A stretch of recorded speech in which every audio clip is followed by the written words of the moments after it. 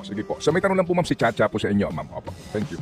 Yes po. Ito nga po, naglaan din ng budget po ang atin pong mga kongresista ng BICAM ng 26 billion pesos para naman po dito sa AKAP.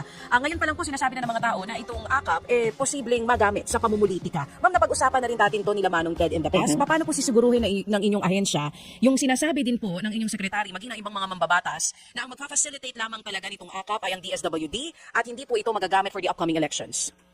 Yes, DJ Chacha, meron tayong guidelines na sinusunod para sa implementasyon ng programa. And ito nga po ay may nakatukoy, o tinutukoy yung guidelines natin kung sino po yung mga beneficiaries, yung mga low income, minimum wage earners, at kasama na dyan yung mga farmers, fisherfolk, and other sectors from the informal economy. And then again, nakasaad din sa guidelines natin kung ano yung objective. Of course, that is to caution the effect of inflation nga po to this low income and minimum wage earners. And then may proseso din po na isinasagawa, merong validation, merong review of documentary requirements na sinabit ng mga beneficiaries natin. First tayo, if you could recall in 2021,